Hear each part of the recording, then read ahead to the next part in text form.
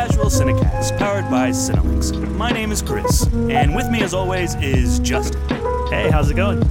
And Mike, how are you doing? I am doing well, thank you for asking. You're welcome. All right, so today we are going to go over what is on our minds, where we will be discussing everything we've seen since the last episode. Then we will move our discussion into our most anticipated movies of 2019, which should be very exciting. Yeah, it should be. I'm anticipating it. I am also anticipating. This is the most anticipating I have done in a long time. Should get that checked out. I have. It's a problem. It's a problem that can only be solved by recording this episode. Exactly. Thank you. And don't forget, each month we review a film from the Criterion Collection, which is voted on by you, the listeners. So go check out last month's episode on Tokyo Story, and then look for our next episode on Mulholland Drive, which should be coming out very soon. I know I've said that a couple of times, but we're going to record it this week. We promise. Yes. Promise. Swear. Cross our hearts. It's been busy. We've had a lot of movie watching to do over the past couple weeks to get that last episode out to you guys. Yeah, and anticipating. Yeah, by the way, check that out because we just got done last week releasing the best of 2018, and it was a big episode. Yeah. I had a great time. One of our biggest. Yeah. And I'm proud of it. I think it's good. Yeah, it was a lot of fun to record. Yeah, and after you listen to that episode, you can let us know what you think of our top 10 lists, or you can let us know what you're anticipating from 2019. You can do that on Facebook, Twitter, and Instagram at Casual Cinecast. You can also email us directly at casualcinemedia@gmail.com. And of course, please don't forget to go to iTunes if you like the show. Give us a 5-star review. Let us know what you think. And also on whatever platform you listen to podcasts on, make sure you subscribe to the show. Yeah, that way hit you get that old automatic subscribe download. button. Do us a solid. Yeah. Do yourself a solid. Yeah, that's true. And us. You're the real winner here. Okay, guys. That's the most confident I've ever been in my life about anything. Yep. Yep. Money back guarantee if you don't like it. Exactly. Yikes. All right. Are we ready to move into what is on our minds this week? Let's do it.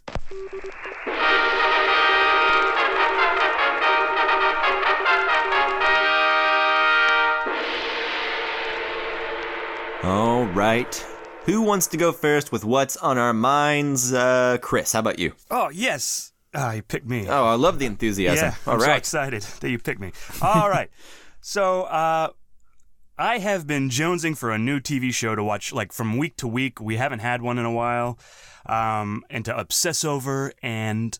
Did you listen to Basketball Jones from the Space Jam soundtrack? No. You guys remember that song? No, I do not. I don't. Did you guys ever listen to the Space Jam soundtrack when you were a kid? Only the Quad City DJ song. I don't even know what song that is, but there is a Come song on, on Ride the there Train? called Basketball Jones. Is he jonesing to watch a TV And it show? plays, you remember the part in Space Jam when all the NBA players lose their the talent because the Monstars take it from them? Of course. Well, when they're walking around not being able to play basketball, it's playing a song called Basketball Jones. And anyway, it's a really bad song. Sounds sad. Yeah. Sorry, Chris. It's all What right. were you jonesing for? I was jonesing for a new TV show, but I was not basketball jonesing. But luckily, True Detective aired this week, and so I got to watch it. I think it's difficult to really get a feel for a show when you're only 2 episodes in.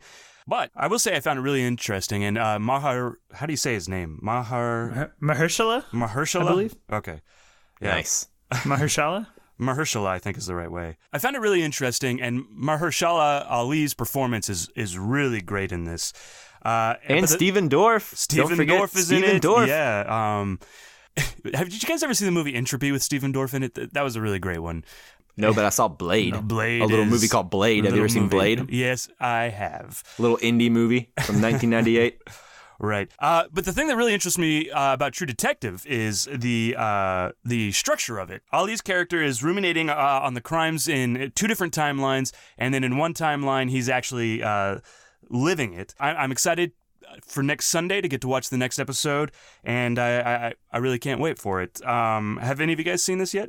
I have Yes. Yeah, I watched all of season 1 and season 2, so like you, I have kind of been anticipating season 3. I watched the first episode and then a few minutes of the second episode, so... Okay, yeah. The first episode's really good, I think, and the second episode... really just kind of lays more groundwork. I think in both episodes, it's a lot of groundwork that's happening, character building, letting you know the story and what's happening, in the world. So it's really not going to get good till, a few more episodes down the line, I don't think. I really look at, especially a show like True Detective, as a novel. So you really you don't judge a book after only reading the first 2 chapters, right? But I am intrigued by the first 2 chapters, and I will keep watching. Yeah. Were you a fan of season 2? Not as much as season 1. I think there are certain things about season 2 that are good, but ultimately and their name is Colin Farrell. Colin Farrell. Those are the good things about season 2. He was very good in it, yeah. He's great in it. Yeah. I was going to say, I don't think you can judge how great a book is by the first 2 chapters, like if the first 2 chapters are really good, but if the first 2 chapters are really bad, can you judge it then and not finish it? Obviously, that's not the case with True Detective, but in general. That is a good point, but I don't think so. I think you have to finish it, right? Like, you can't watch 10... Hang on. I'm going to push back here on that a little bit. I haven't seen all of season 3, obviously. I'm going to keep watching, but what I would say is if you watched True Detective season 1, episode 1, and you did not like that episode, you will not like True Detective season 1. I think that episode accurately represents the tone and the mood of the show, and if you find it draining, then 7 episodes later, when it's all said and done, I think you will likely feel the same way. That said, if you're intrigued by episode 1, then I think you will continue to be so. I kind of feel like when you start watching True Detective, you kind of know what you're getting into already, though. But I see your point. I do get what you're saying, which is like if you watch episode 1, you might as well stick it out to the end because it's like a puzzle. These crime shows are kind of designed as a puzzle, right? Like you're getting pieces that you don't know you're getting to be recontextualized later. Right. But yeah. I was just questioning Chris's logic of reading a book. I don't know. Yeah, that's all I was commenting on. As far as True Detective season 3 goes, I would say it's a return to form. Like if you like True Detective season 1, but you were turned off of season 2, then give this a shot. It automatically, by the end of episode 1, feels way less confusing, way more confident in itself, and overall just more enjoyable to watch. I liked season 2 okay. I thought there was some good stuff in it, but like you, it was not nearly as good as season 1. Yeah, I think this is definitely a step in the right direction towards what the show kind of needs to be. My only concern, I think, is that it feels very samey as season 1 so far. Yeah, it does have a similar feeling to season 1, and even the structure is fairly similar. Yeah, the flashbacks and whatnot. Yeah, I think Ali's performance is he's really great. Good. Yeah, and his makeup is great. Like he looks like he ages decades. Right. Cutting in between, the different timelines. Exactly. I've actually watched like 3 of Ali's performances recently, and all of them are so distinct from each other. Like I've watched 3 movies of his recently, including we True might Crime. talk about one here in a minute. Later. But yes, he's so different in each one.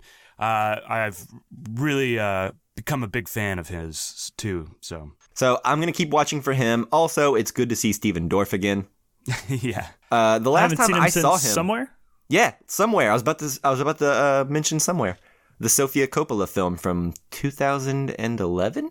Roughly? I want to say, yeah, give or take a year. Yep, which I liked. I thought it was cool. Yeah, so. That's actually one of my favorite Sofia Coppola movies, and probably definitely my favorite Stephen Dorff movie.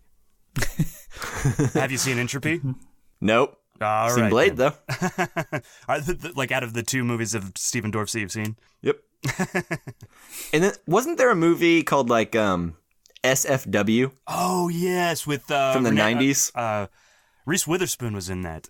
Yeah, and SFW stands for So Fucking What? Yeah, I actually like that. Very movie 90s. Long time ago. Yeah. Wow. Yeah, it sounds terrible based on the title. Have you guys seen it? A long time ago, Okay. whenever I was a young lad watching satellite movies in my room. Man, he has been acting in so many things since somewhere, but we just haven't seen him. Yeah, well. Isn't that wild?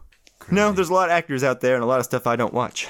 So, but I'm glad when he pops up in things I do. Yeah. Anyway. Well, how happy. Yeah, so True Detective, I'm going to keep watching it, for sure. I'm into it. Yeah, absolutely. Something that tied me over until Game of Thrones. It won't get you all the way to Game of Thrones, I don't think. Aren't these seasons only like 8 episodes long? That is a good question, but it'll get me. I guess we'll find out. It'll get me 8 episodes, 8 weeks into it, or 7 weeks since they had the first 2 on the first week. Oy. Aye. So, Justin, what's on your mind? Yeah, so what's on my mind this week is a film that I watched over the weekend, and I watched it thanks to the people who follow us on Twitter, or the people who found us through hashtags we used on our tweet, because I tweeted out because I had some like extra time to kill by myself. I have this like running list of movies on my letterbox of like films I feel like I should have seen. I call it my like, you haven't seen that list, you know? Yeah. I've got so one of those I tweeted as well. out. Yeah, I tweeted out with like I think 4 options from my you haven't seen that list, and the winner of the poll was Moonlight, which is a film I've been wanting to watch forever, and I just never have. And I watched it, and I gotta say, like I was upset that it won Best Picture over La La Land because that was the favorite like movie that year that I had seen. But I think it deserved to win. I think Moonlight is incredible. It's a better movie than La La Land for sure. Yeah, and I really like La La Land a lot. I love think La La Land so is very enjoyable, but that's no slight against it. Yeah, but Moonlight has like emotional depth that La La Land does not, in my opinion. Yeah, so obviously, Mike, you've seen Moonlight, and Chris? Yeah, I actually just watched it not but an hour ago. I've been finished it up. Ooh. Interesting. So you're like... I'm fresh off the Moonlight. Like fresh. Yeah. Wow. Yeah. Well, immediate reaction an hour later. What did you think? Yeah, I really liked it. I think there's a lot to kind of let sink in and stuff. I also watched Bill Street recently as well. And Me too. You can kind of see how, similar things in both movies that the director uses. I really liked it. Ali's performance, once again, completely different. The other movie I watched of his was Green Book, and all 3 of those performances are just completely different. Yeah. He's certainly different in Moonlight than he is in Green Book. Yeah, very different. And then and he's great in Moonlight. He is so good. He is really good. Yeah. I thought he was going to be in it more because I knew that he won Best Supporting Actor. Yeah, but he's not in the movie that long, which surprised me. And somewhat unceremoniously just kind of disappears from the movie. Yeah. Well, we just but his presence is felt throughout the whole thing, though. Yeah, exactly. Like he casts a shadow over that movie for sure. Like I didn't stop thinking about that character. I still think about that character more than the main character of Moonlight.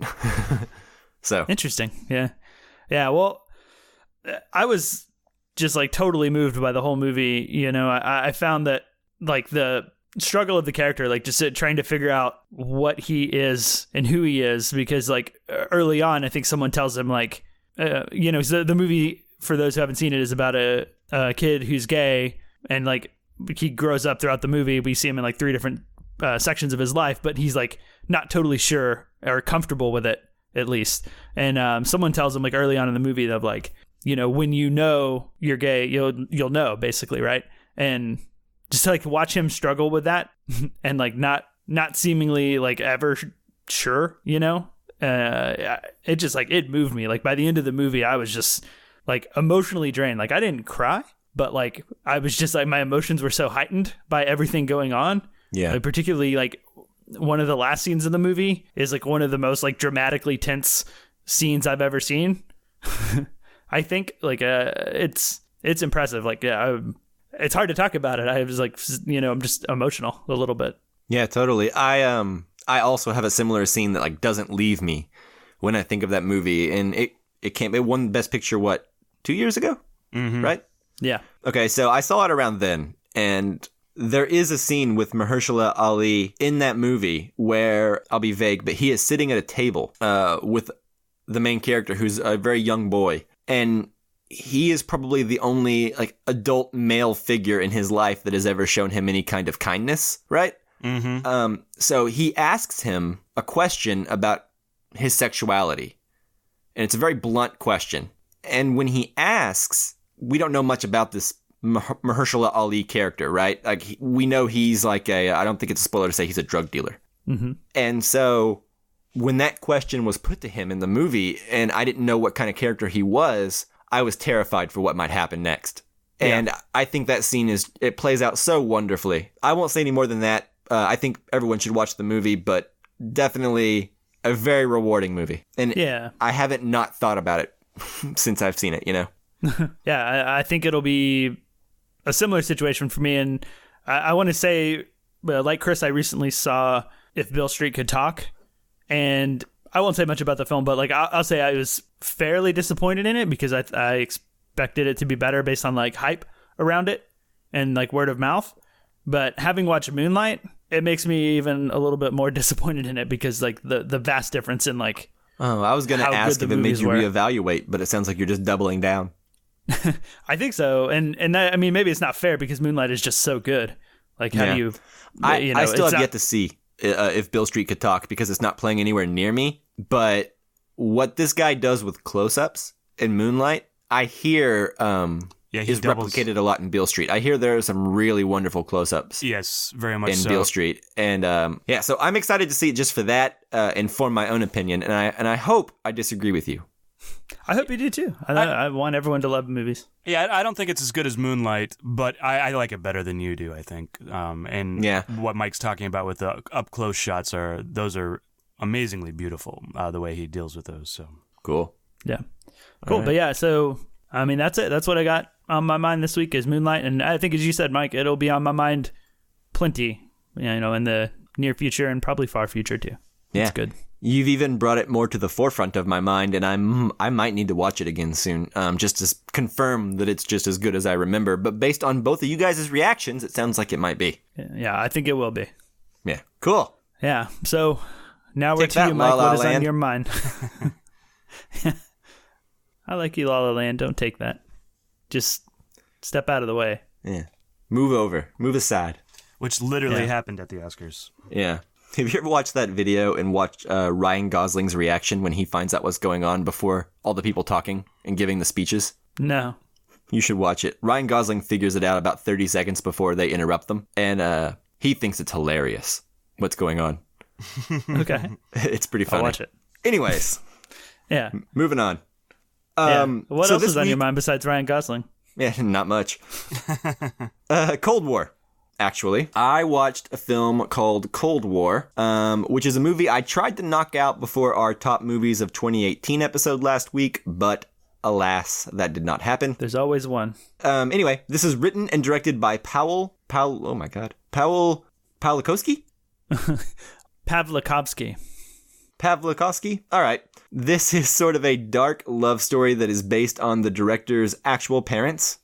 And how they knew one another. We actually had a guest a couple episodes back, J.D. Duran from In Session Film, who talked about this movie at length. So I won't go into much detail as he did, but I wanted to say that this movie is beautiful to look at. Yeah, I watched it as well, and I totally agree. It's my favorite thing about the movie is just how damn good it looks. Yeah, it is shot wonderfully. It's a kind of a quiet, slow burn of a movie, but I always find that kind of movie very rewarding whenever you can sit through them. Like, it's more enjoyable to think about it when it's over than it is to actually watch it, if that makes sense. Right. Yeah. It does to me, and I blame that on the way that the movie ends, and I'm not going to say what that is or spoil it, but, like, I wasn't very into it. Like, I was enjoying it, but I wasn't really super hooked. And then the ending happens, and it kind of made me rethink a lot of stuff, or it made me just like, it totally just changed like the way that I felt about the movie and made me like more excited about it just because of I like the way that it ends a lot. Yeah, absolutely. I was going to say something very, very similar before you actually started speaking up, which is that I liked the movie the whole time, but then when it's over and the end happens, I was like, oh, maybe I like this more than I thought I did, you know? Yeah, it doesn't go where I thought it would go. And I'll keep it there, but ultimately, I really enjoyed this film. I don't think it would have been on my top 10 of the year, so it's no big deal that I didn't watch it last week. But it's definitely beautiful and worth your time, for sure. Yeah. Yeah. Go ahead, Chris. I watched this as well, and I'm actually really sad because I think it might have made it on my top 10 list. You know, it's always hard to say, but I think that the black and white cinematography rivals Roma, which is hard to say because, you know, 2 black and white films that I saw last year. But I thought it was really amazing to look at, and a lot of the long takes. The actress, Joanna is her name, Kulig, I thought she did a really good performance, turned in a really good performance in this movie. So yeah, I really, really like this film. Did anybody else get a heavy Gina Rollins vibe from her? Yeah. Gina Rollins mixed with Jennifer Lawrence.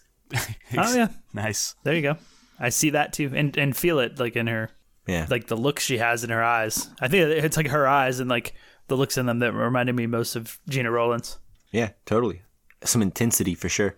Mm-hmm. Yeah, I'll disagree with you, just not just because, but just to have a disagreement with you, I guess. But with me, I think Roma's black and white cinematography is better. Oh, with Chris. Yes, not with you. I'm sorry. Okay, not with you, Mike. How dare you disagree with me? I agree with you on basically everything you said, Mike. Actually, even like it wouldn't have made my top 10. Yeah, and also Justin's lame. Do you agree with that too? Yes, actually. Sweet. Yeah. Got I him. try to play it off like I'm not, but deep down I know I am. So you thought that Roma was more beautiful to watch, or more the cinematography was better? Is that what you're saying, or because I think hands down better. Really? Yeah, Hands down. I'd say better across the board. I mean, there's me, more beauty in this movie in a sense, just because of like the tone of it, and it feels a little bit dirtier as opposed to the way Roma's presented to me. Does that make sense? Well, yeah, this film looks like it could have been filmed in the 80s or the 70s. Yeah. And look almost the same. Whereas Roma looks like it was filmed in 2018. Right. yeah. Also, like the thing that was kind of throws me off on that is how much of the beauty is the setup and the arrangement of all the extras that are running around and stuff like that, as opposed to this is just a really simply shot black and white. Does that make sense? So I feel like they're almost two different things. Hey, you compared them. Yeah, you're the one that brought that comparison up. But no, I see what you're saying, though. I really do. Like, the budget for Roma is clearly over the moon large compared to, like, whatever Cold War is working with, right? I think what Cold War has going for it, though, is it does have kind of a grittier vibe, like the European war, like dirty locations, like landscapes and everything like that. Roma feels very clean and like very bright in like Mexico City. And I get what you're saying, but also at the same time, I just think Alfonso Cuarón, that man knows how to make a composition. Yeah, that is true. I think that you could watch Roma with the sound off and enjoy it like on a purely visually aesthetic aesthetic sense, right? Like not to take anything away from the sound design of Roma, which is great, but like I don't think you could do that with Cold War. And Cold War's beauty, and part of the beauty that bleeds over into the cinematography, is everything that's happening in the story and the music and like the musical numbers and just like that time period and the language. Like it all kind of like molds into something very, very beautiful, and in a way like more beautiful than Roma at a lot of times, but like on like a purely take everything else away cinematography, I pick Roma. Sounds good. So, by the way, this director, he directed Ida, which is a movie from 2013, also in black and white, also in full screen, about a girl who wants to become a nun, but before she does, she has to go meet her family, like her biological family. And it kind of takes precedence over her plans, right? And also a movie called My Summer of Love with Emily Blunt from 2004. Both of those movies are actually pretty good. Have you guys seen either of those movies or any of his other movies? I have not. Yeah, this is the first one I've seen of his. Yeah, well, if you guys like Cold War, you should check out either Ida or My Summer of Love. I think I liked both of those movies better than Cold War, but the story that Cold War tells when it's over feels very poignant. So, anyway, this guy's someone to look out for. He's the real deal. Noted. Writing it down in my journal. All right, so I think that does it for what is on our minds this week. Are we ready to move into our most anticipated movies of 2019? Yep. You sure am. Think how good it's going to taste when it finally gets there. Anticipation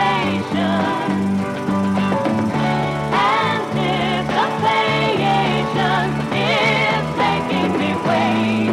It's slow good. It's keeping me waiting.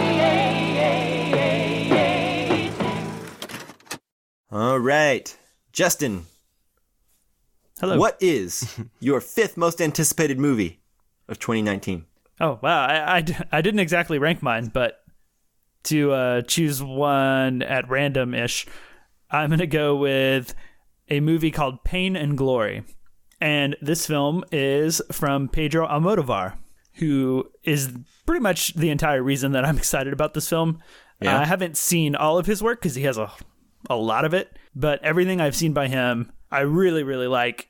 I love the aesthetic of it, the vibe of it. He's kind of, in some ways, reminds me of Fellini in ways that he can, in some films, like dabble between like what's fantasy and what's real. And everything's just really, really beautiful in his film. He works a lot with Penelope Cruz and Antonio Banderas, and he's working with them again in this film. And there's not a whole lot that's known about it. It looks like it comes out in March in Spain, but there's no US release date that I've seen. But the plot of the film, according to IMDb, is a film director reflects on the choices he's made in life as past and present come crashing down around him. So what this sounds like to me is Almodovar doing Fellini's 8.5, or like his own version of it, or maybe just some like, mashup of the two, which is really exciting to me. Have you guys heard about this film? No, I haven't heard of this movie, but I am a fan of Almodovar. Damn it. Almodovar.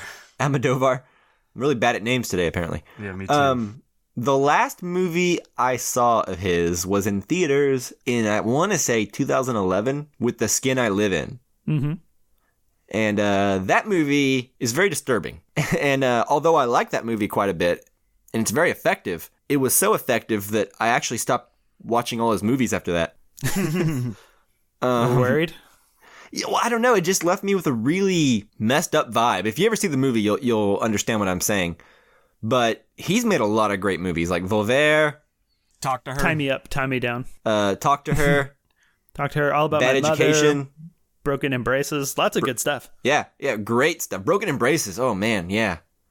So the man loves movies. He loves melodrama. He loves colors, first of all. He loves red. That's true. So yeah, no, just knowing that name is enough to make me interested in it, but I still feel a little burned by The Skin I Live In. Yeah, he's not someone that I always like make sure to go out of my way to like watch his next film, because I didn't even see Skin I Live In or anything he's done since, but I'm always intrigued by the things that he's done. I think the last one of his I saw was Broken Embraces. Yeah. But what gets me really excited about this one is like him doing Fellini, it seems like, and tackling that sort of vibe, something that is probably melodramatic, like you said, but also maybe a little bit fantastic and a little bit surreal. Yeah, and you got to admit that kind of takes balls, right? Oh, I've never Fellini, seen yeah. a non-interesting movie from this guy. Yeah. Yeah. So I have no doubt that it's worth it to be on this list. Cool. But yeah, so that is one of my most anticipated of 2019. So we'll go next to Chris. Yeah, so one of my most anticipated movies is a fascinating movie to me. On one side, I'm completely against it, and I wish that they weren't making it. And I'm not a big fan of Todd Phillips, who is directing this one. Yes. So, but on the other hand, it's Joaquin Phoenix playing the Joker, and that's the part that excites me the most. And we also get Robert De Niro in here, and at some point, Martin Scorsese was tied to it. I really want this movie to be good, but I feel like it could go either way, and I'm gonna be there either way because I want to see it happen. Yeah, just to see what happens. I've been burned on movies and I've been surprised by movies, and I just want to see what happens with this one. Have you ever been burned by Joaquin Phoenix though?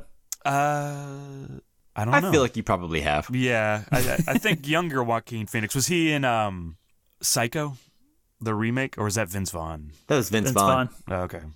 Screw So you, still Gus a Van no. Sant. Yeah, still a no. Yeah. Anyways, yeah, I'm really excited and interested in seeing this. How do you guys feel about the Joker? Yeah, we'll see. Right? I don't know.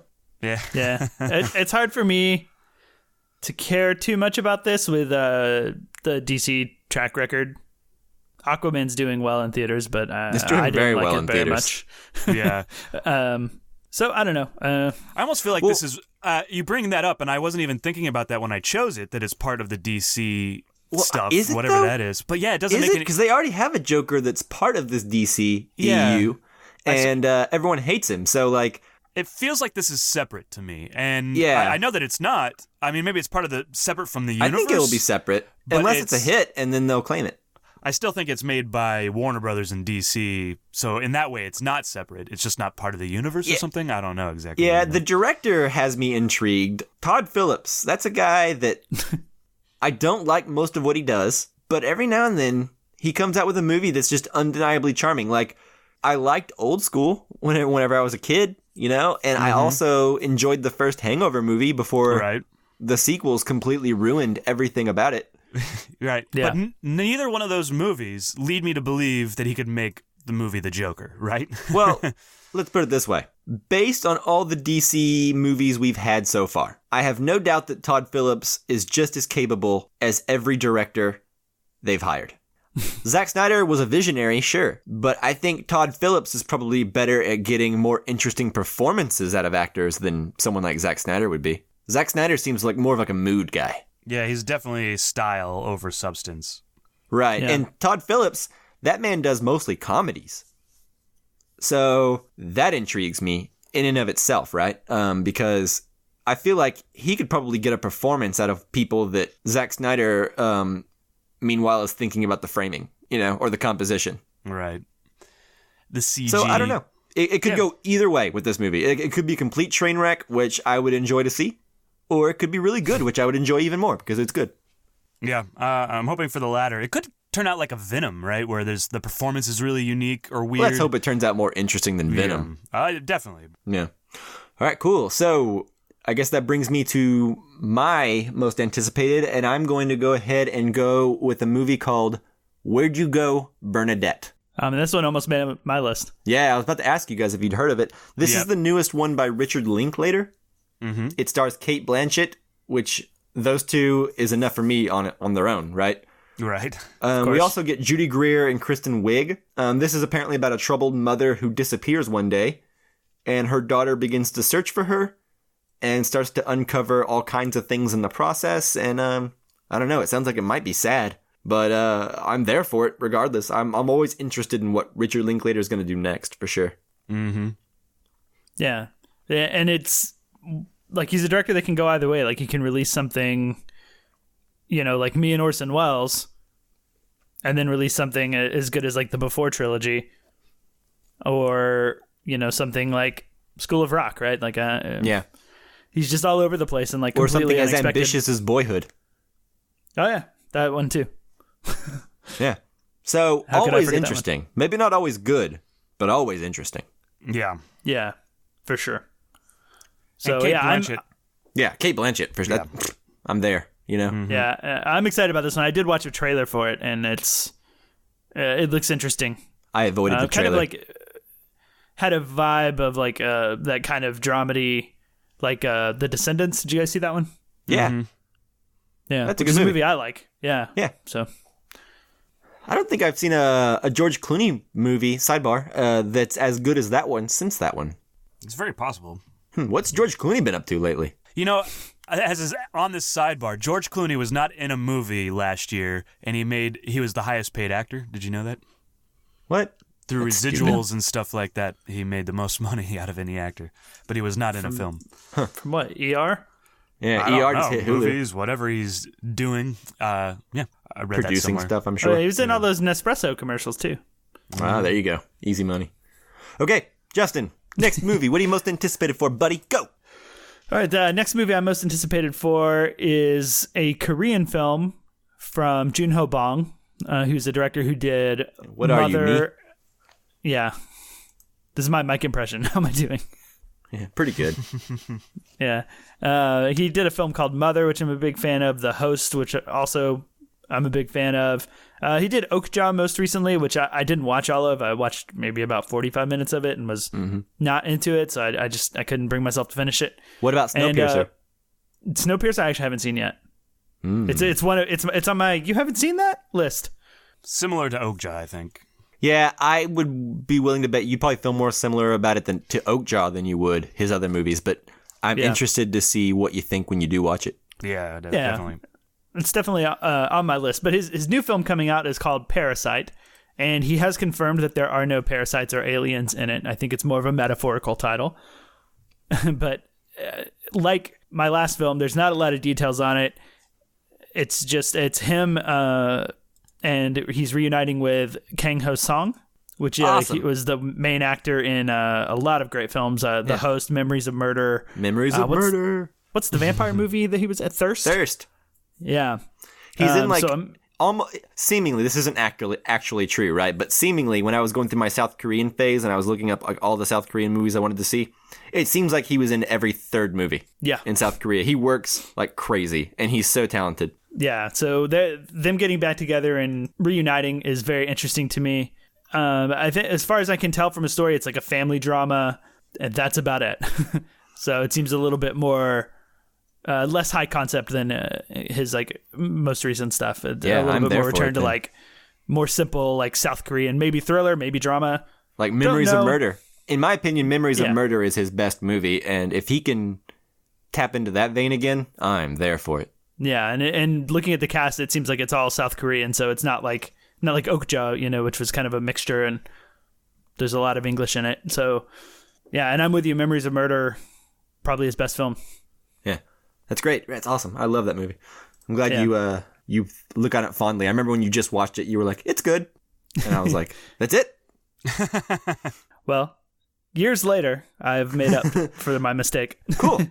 Cool. But yeah, so that's it for that one. So Chris, what's your next one? All right. My next film is called Flarsky. Charlize Theron, Alexander Skarsgård, Andy Serkis, they all star in this film, and it's directed by Jonathan Levine, who directed 50-50. Either of you guys see that? Oof. Yeah. You didn't like it, yeah, huh, absolutely. Justin? Oh. No, it made me super, super emotional. Oh, yes. No, I And, liked 50-50. I cried. Yeah, I cried so hard in it. So that was the oof was from remembering how hard I cried in it. Okay. Yeah, I really like the 50-50. I think he did another movie, the director, that I did not see, so maybe I should check that out, but I hear it's not as good. But this film is called Flarsky, which is a weird title, and they It should is a weird probably title. rethink that. I think that's the name of the guy. But it's about a guy who decides to pursue his old crush / babysitter, and she apparently is the most unattainable woman in the world.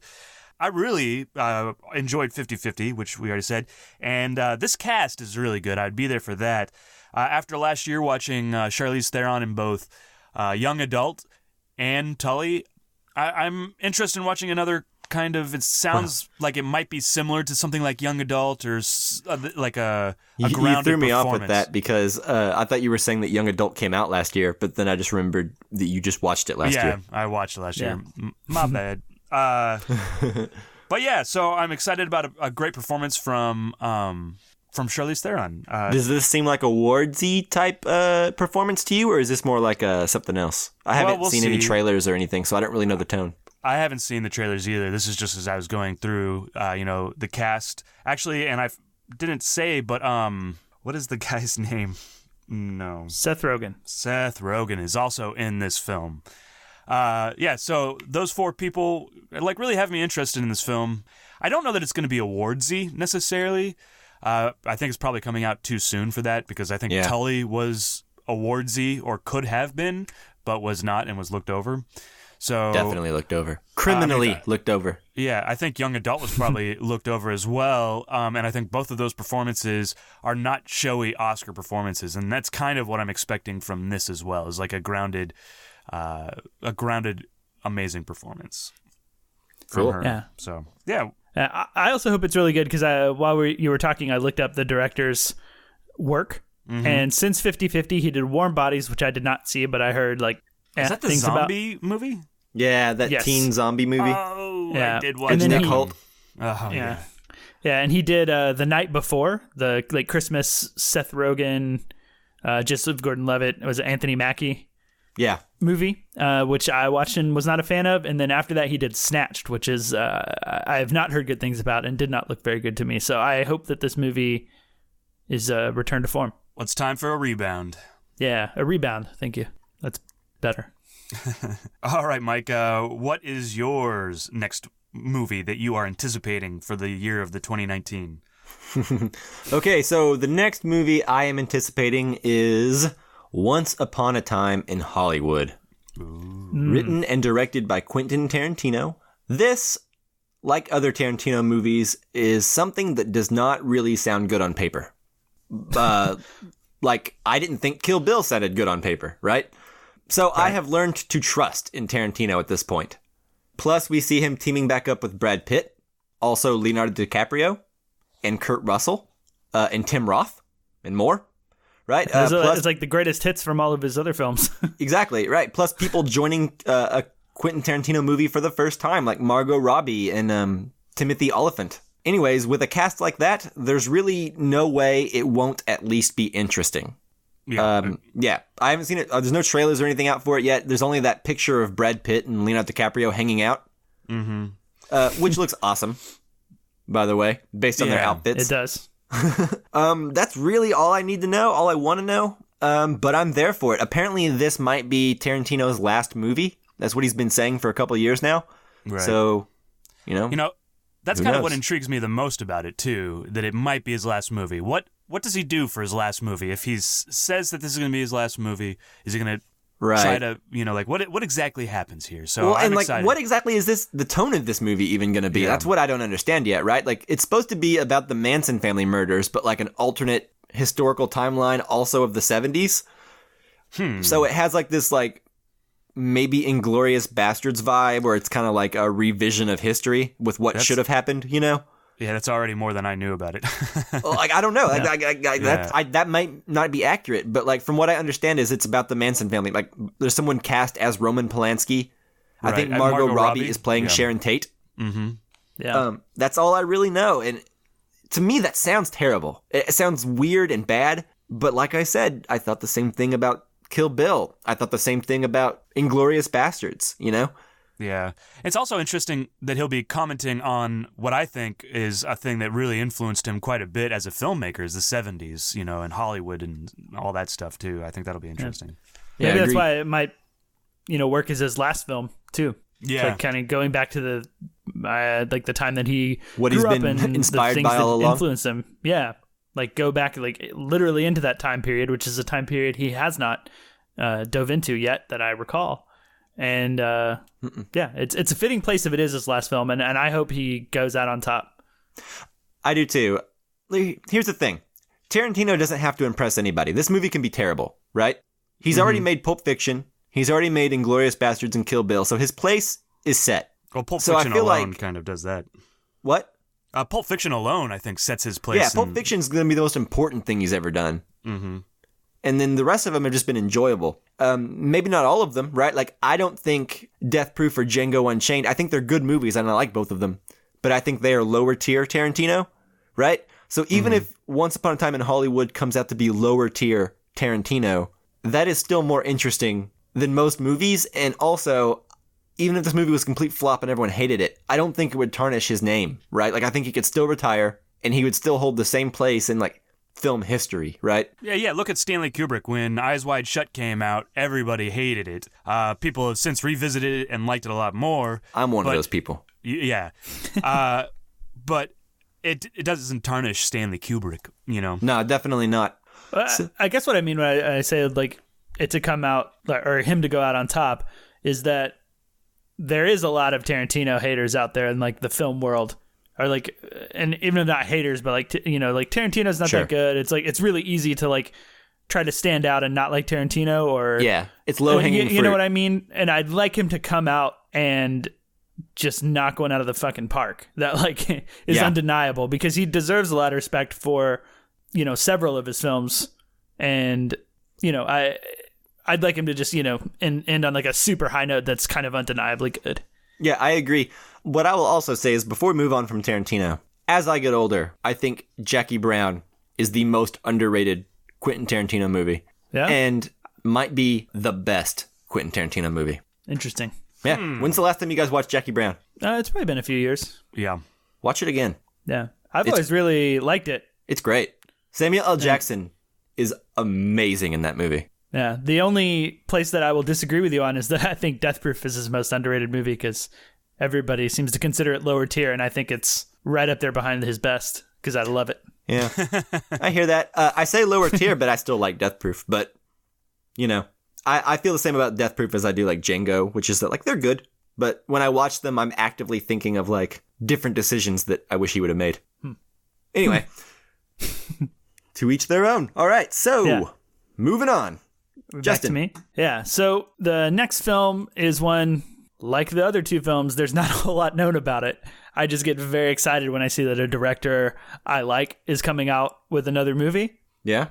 And this director is one that I really, really like. If you've been listening to the podcast at all in 2018, there's a really good chance you heard me talk about some of his films. And that director is Terrence Malick, who is supposed to have a new film coming out in 2019. Interesting. Excites me a lot because I really like a lot of his films, or like at least his early films. I think he's had a significant drop off in quality of films since Tree of Life. But what interests me about this one is that it doesn't feel like his last several films, like To the Wonder, Night of Cups, and Song to Song, where they're like just really like modern set, and you just hear like random tells of like people seeing Terrence Malick out shooting with somebody at some place. And like they kind of like it seems like they just do a lot of that and like cobble it together into an hour and a half movie, right? Well, this one sounds like it has like a script, and it definitely does not have a modern day setting because it is set in World War II. So it kind of reminds me of, you know, maybe like Thin Red Line or New World, like this period piece. Actually, all of his best films are kind of period pieces. Yeah, you're right. So that is one thing that excites me. But the IMDb synopsis, and this is based on a true story of Austrian Franz Jagerstatter, a conscientious objector who refuses to fight for the Nazis in World War II, which sounds interesting to me. It's like Hacksaw Ridge, but from the other side. Yeah. There's a few people in it that I've seen in other films, but I'm not like totally familiar with them. The biggest star in this film, which is also it's a change of pace because he's had like kind of star power in each one of his most recent films that it's kind of leans on. The biggest star, in quotes, in this film is Michael Nyqvist, who was he was in Girl with the Dragon Tattoo, Mission Impossible: Ghost Protocol. He was the bad guy. Oh yeah. I did not realize that he died last year or 2017, I believe. Yeah, he did.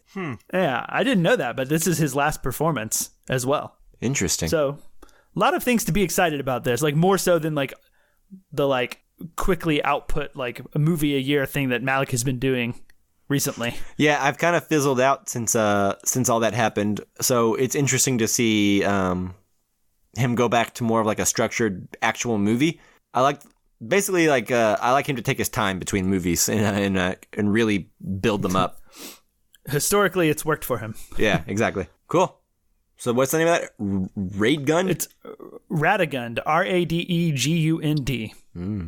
Don't know what that means? Don't care. Cool. Just excited. All right. So yeah, that's it for Radegund. Unless you guys have anything else? No. All right, then. Chris, what's next? All right. Mike just recently talked about Once Upon a Time in Hollywood, and his movie may be the only one that rivals the cast in my next movie. And it's starring Jamie Lee Curtis, Anna de Armas. She's played Joy from Blade Runner. Chris Evans, Daniel Craig, Toni Collette, Michael Shannon, Lakeith Stanfield, Christopher Plummer, and Don Johnson. They're all in this film that has only been described as an Agatha Christie-type murder mystery. Oh, and one more thing, it's directed by Rian Johnson. It's his follow-up from his little indie movie, Star Wars movie that he made, and it's called Knives Out. I've really enjoyed Rian Johnson's movies way back since Brick, and I'm one of the people that enjoyed Star Wars as well. So I'm in for this. I'm ready. I want to see what he does that's not Star Wars, and so I'm excited to see this film. And there's not much known about the plot either, so. Yeah, that cast is stellar. Is Joseph Gordon-Levitt in it? No, which is weird. Or at least maybe he'll probably like have like a cameo or something, because I think even in he was in Star Wars as a cameo. Yeah, he had a cameo in every Rian Johnson movie. Yeah. That's interesting. I hope this movie is really good, but what I worry about is that all the Last Jedi haters are going to organize around this movie and like review bomb it like they did Last Jedi. That would be really disappointing, especially since don't put it past them, man. Like every time that man posts something on Twitter, it could be like, Merry Christmas, and then like, you'll have Why'd like you screw 18 up Star tweets Wars? being like, Last Jedi's trash. So, Yeah. I mean, I hope Right. that doesn't happen, but I also don't think Me that'll too. take away from my enjoyment of it. And no, that's true. I mean, like, you know, those people can hate The Last Jedi all they want, but it was still very well reviewed, you know? It still made a crap load of money. So I don't think, like, movie nerds are going to be affected one way or the other by this, but I would really hate for this, like, organized bad faith movement kind of to, like, follow him throughout his career, you know? Yeah, agreed for sure. Yeah. I would hate that as well, but you know, like Chris said, and probably like Ryan Johnson does, you just have to ignore that stuff and go on about your life. And I think we'll all be able to do that and hopefully enjoy Knives Out. Yeah, I agree. I've never seen a bad Ryan Johnson movie. I've seen ones that I like more than others. I think Brick and Brothers Bloom are my favorites. I think Looper is my agree. least favorite. Also would agree. But also, that said, there's a lot to like in Looper, too. So, you know, I have no doubt that, for better or worse, this will be very interesting and well shot. He's also responsible for some of the best episodes of Breaking Bad as well. Yes, yeah, Definitely some of the best shot ones, for sure. absolutely. So, yeah, Mike, what is your next anticipated film? All right, so my next film is called The Irishman. And that is directed by Martin Scorsese. It stars Robert De Niro and Joe Pesci together again. Not to mention the rest of the cast like Al Pacino and Anna Paquin. Yeah, this movie has me excited. Netflix has famously been pouring more and more money into this thing as the budget keeps inflating. Far beyond what anyone anticipated.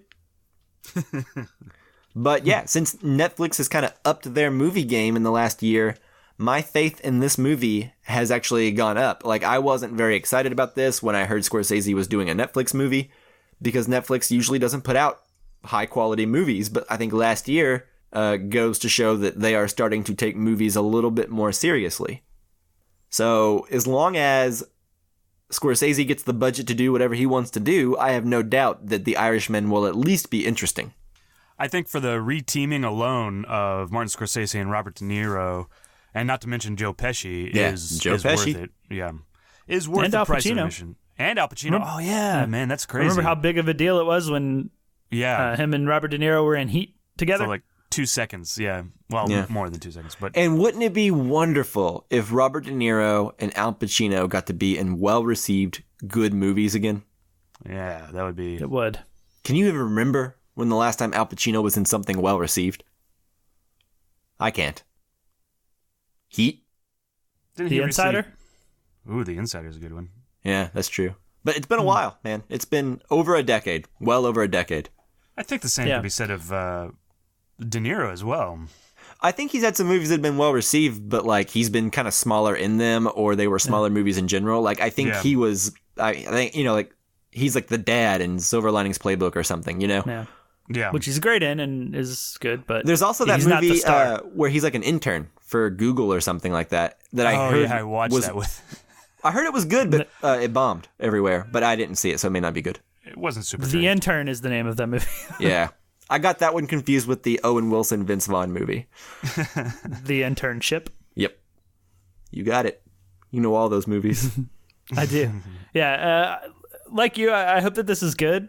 And I mean, the reason is, you know, Scorsese does have some, I don't even want to say like duds or bad movies, but like movies that are just kind of like, okay, you know. But when Scorsese's good and when he's firing on all cylinders, he's great and has made some of like the best movies ever. So, And I also think he can elevate mediocre movies to better than they would have been otherwise. Like something like Shutter Island could have been a complete by the numbers crap fest. But because I think DiCaprio and Scorsese were involved with it, I think that movie is made and shot, certainly, with more love and attention to detail than someone else could have done. Agreed. I think Departed Right. kind of falls into that category too. Yeah. So even if it's one of the lesser Scorseses, that's like saying it's going to be made well no matter, you know what I mean? It's like you're in good hands, I guess. Same Yeah. thing with Tarantino type thing. I would say more than Tarantino. I would say I feel more comfortable with Scorsese than I do Tarantino. yeah, I would agree. All right. Back to me. Back to seems- Justin. We're nearing the halfway point or more. Oh yeah, I think we're beyond it. Yeah, I guess that was the halfway point. All right, cool. Yeah. So next film is a film that I never thought I would be excited for.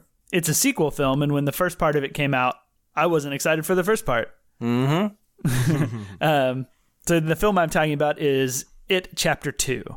I'm very, very, very excited for this movie. Maybe that's a bad thing because I was not excited at all for It Chapter 1, and I really liked the movie a lot. Like, I was kind of blown away and like completely caught off guard by just how good it was. Like, the trailer kind of felt a little bit cliche on some of its horror elements, and maybe it is, but everything else about the movie, the performances, the story, the characters, just worked for me. And I just like fell in love with all of the characters and just found myself really attached to them. And I can't wait to like see what happens next. I have never read it. I've never seen the other movie.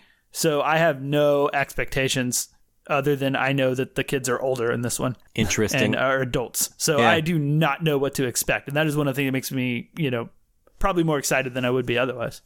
Yeah, I have not read the book, but I saw the miniseries with Tim Curry a while back, and so I have an idea of what's coming, but I'm very excited to see how it all comes together. Another thing that I thought was interesting, which was that the miniseries, I think, was 4 hours, right? But you take into account commercials, it comes out to be like less than 4 hours. When the movies are both said and done, they will both be longer together than the miniseries was. Yeah, I imagine it'll be like 5-ish hours. Like, yeah, both about 2.5 hours. Exactly. So when the inevitable cut of them both together comes out, that will essentially be a more accurate, but certainly probably better adaptation to watch for the full story than the actual miniseries, which you would think would have all the time in the world to tell the story, But I just thought that was interesting. And this is another one where the cast is pretty rock solid, too. Yeah, it's got Jessica Chastain coming. James McAvoy. Bill Hader. Bill Hader is an interesting choice. Yeah, lots of reasons to be excited about it. Unless you just really hated the first one, then maybe that's a good reason to not be excited for it. But I think if you like the first one at all, there's like nothing but like good or like seemingly good things to look forward to about It Chapter 2. Yeah, it was a really smart idea to separate the childhood portions and the adult portions into completely separate stories. Mm-hmm. I agree. Well, cool. It sounds like you guys are relatively excited about it too. So yeah, I'm definitely excited about it. Mm-hmm. Okay, cool. So that's it for that one. So, Chris. Yeah, so the next one that I'm interested in watching is Toy Story 4. It's a film that I'm actually kind of worried about because I think that the first three films tied everything up so neatly and so nicely that I'm not sure where they can go from there, right? And I almost don't want them to move forward. However, I think I felt that way about the third movie and the second movie, So right. They can surprise me, and I feel like that is that's what I'm hoping for here, in fact. So I can't be too against it because I felt this way every time they put out a new one. I love the Toy Story series. I feel like I grew up as the movies came out. Like I grew up with the main character, the kid, and as he gives his toys away. Anyways, it's just a really great series, and I can't wait for it. Yeah, spoilers for the third one. Yeah, so I'm right there with you. Toy Story 4. Sorry. Yeah, I was gonna pass it off to you, but yeah. So Mike, what are you interested in? Yeah, so I'm right there with you. This is also my number 4, Toy Story 4. This movie is one I feel like isn't needed, just like what you said, but they have not let me down yet. But like you, I just can't feel like they passed up a perfect opportunity to just hang it up. Yeah. So, but that said, I'm sure it will be good. I hope it's better than the sequels we've been getting lately. Like, I didn't think Finding Dory was very good. Or Incredibles 2. Like, they're both good movies, but not Pixar good, So, I really hope that Toy Story 4 can retain the specialness and the magic of Toy Stories 1 through 3. I agree very much. How much of that do you think is kind of like what Chris was saying is that for most of us, I think we were kids when the first Toy Story came out. And so we've grown up knowing these characters, the way that Woody and Buzz like kind of infiltrated pop culture for so long and have just always been around, just like Luke Skywalker was for like kids who were kids in the 70s, right? Like, right. I think there's just so much attachment to those characters, at least there was for me, that like, I'm not sure how good of a movie Toy Story 3 was, but I know I cried in it. I know I really enjoyed the hell out of it. And I think it's a good movie. Cared for it. Yeah, I agree. But yeah, I mean, cried too. Yeah. I guess I'm saying it could have been bad, and I might have enjoyed it anyway, just because I love all of these characters so much. Because of nostalgia, right? Yeah. I mean, that's a possibility as well. Hopefully we can separate nostalgia. We can be like, I really like this movie, it made me cry, but I don't think it's a good movie. Yeah.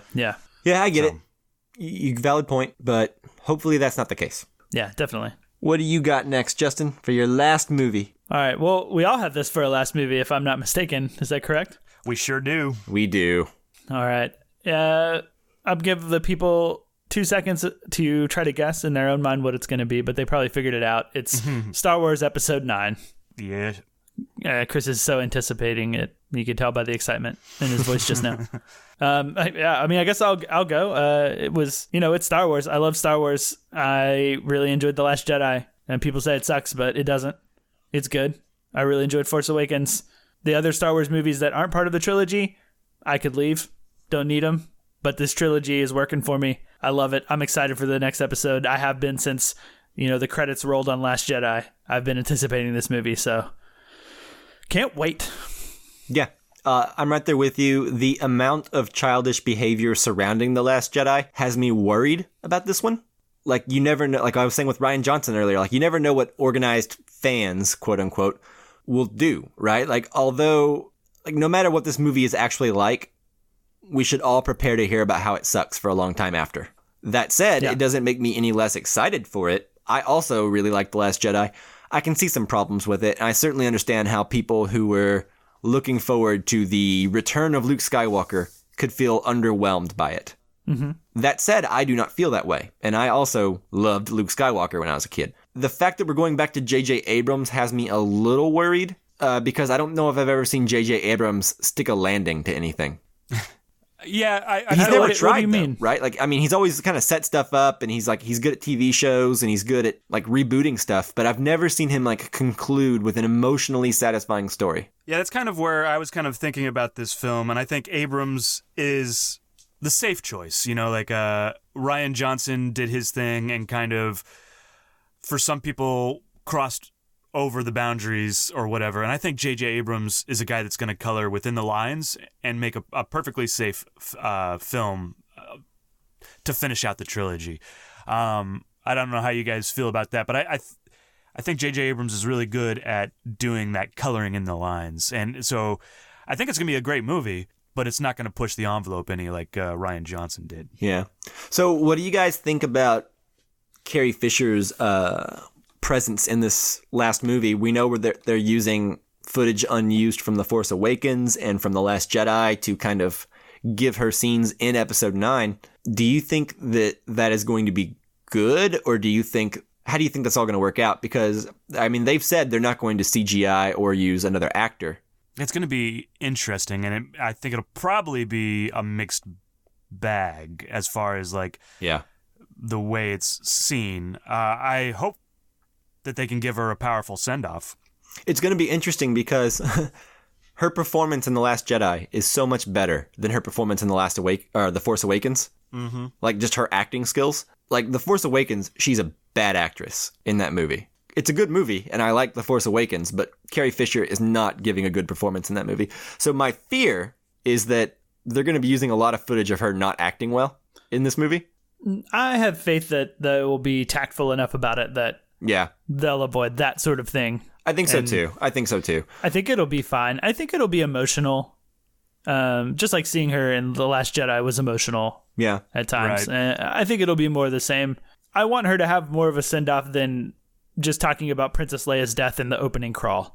Yeah, basically. I agree. So I'm okay with this. I'm excited about it, but you know what? I refuse to believe that they can make like a full, satisfying arc for her character based just solely on existing footage. Now, they have mentioned that they are not going to use another actor or CGI because right after she died, everyone on the internet was like, don't do this, don't do this. And they were like, yeah, we're not going to do it. But since then, they've gotten her daughter and her brother both speaking publicly about how excited they are that her image is going to be in the movie and that her footage is still going to be used and that her likeness is still going on. Also, Mark Hamill has even talked about how he doesn't care when he dies what his likeness is used for when it comes to Star Wars. So I think all this is a very clever marketing strategy so that in a month or two from now, they can be like, Carrie Fisher's last performance. Also, there are some shots where she's CGI and we use another actor. That's possible. But I think they're getting the PR bandwagon ready for that first by getting her brother on board, Mark Hamill on board, her daughter on board. And once all these people have all given their blessing and talk about how exciting and cool it is that the movie's coming out well, then they're going to be like, by the way, there are some shots where, this happens, and we're not going to tell you which ones they are, though, Yeah, if it looks like Carrie Fisher, the way Carrie Fisher did in Rogue One, I would be disappointed in that because I felt like... No, I feel like it'll look better. It'll be a lot like some of the better Marvel stuff, I think, if they do it. But I am willing to bet money now that before Episode 9 comes out, there will be some talk about Carrie Fisher being like a double being used. Yeah. And et cetera. But we won't know exactly where the seams are. They won't tell us. Yeah, hopefully we there aren't seams that we can see for sure. We may be able to see them, but I don't think they'll ever what I mean? That's just my theory, though. What do you guys think? Maybe. I don't know.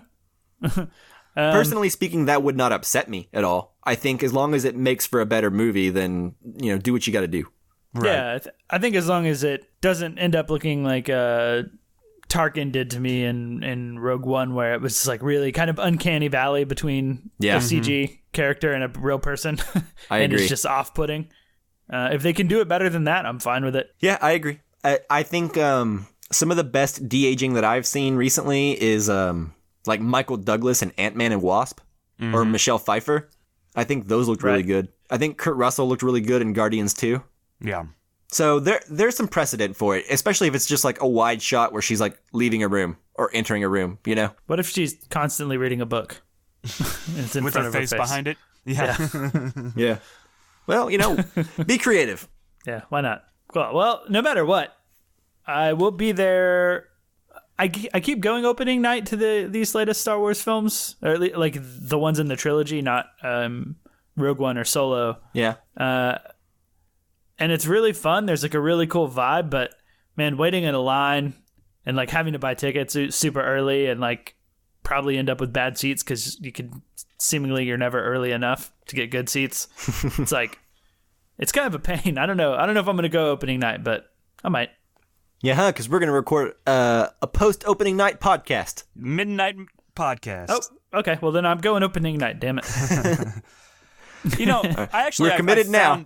Yeah, I've actually found recently, because like on those opening nights, like every theater is Star Wars. So and if they for fill me, up, they'll just start a new theater. Yeah, for me, it hasn't really been much of an issue. Like I get good seats and don't necessarily have to buy my tickets super early because every theater is showing Star Wars. So yeah, and because you smell so bad that everyone just leaves anyway. So no matter where that's you're the at, trick. That's you have the trick. a whole eat a bunch of garlic radius around you. Yeah, and I'm gonna stop showering beans. now. Yeah, just To prepare for episode 9. It's a good thing we don't do this podcast in the same. You got about a year. Yeah. I'm sure no problem. Your ex-fiance will be fine with that because she'll. Okay. Gotcha. She'll not divorce me. Yeah. Ex-fiance you. Anyways, is that it? Yeah. It Yeah. is. That is it for this episode, I think. All right. Cool. Yeah. Thank you guys so much for listening. And of course, as always, thank you, Jake Wagner Russell, for doing our intro and outro music. If you want to hear more of his music, you can do so at soundcloud.com/bopscotch. Absolutely, and be sure and look for our next episode over M. Night Shyamalan's Glass. Yes. And most likely in between Mulholland Drive, Criterion episode. Yeah. Yay. Yeah. You heard it here. Not first, more like fifth, but because we've you've said heard that it. a bunch. Yeah, so if you want to send in your questions or topics for us to talk about in regards to Glass or Mulholland Drive, be sure to send those on Facebook, Twitter, and Instagram to @Casual Cinecast or our email casualcinemedia@gmail.com. And yeah. If you like our picks, disagree with them, whatever, have your own movies that you think we should have talked about, let us know. Absolutely. Thanks so much for listening, guys. And we'll see you next time. Bye-bye. See you later.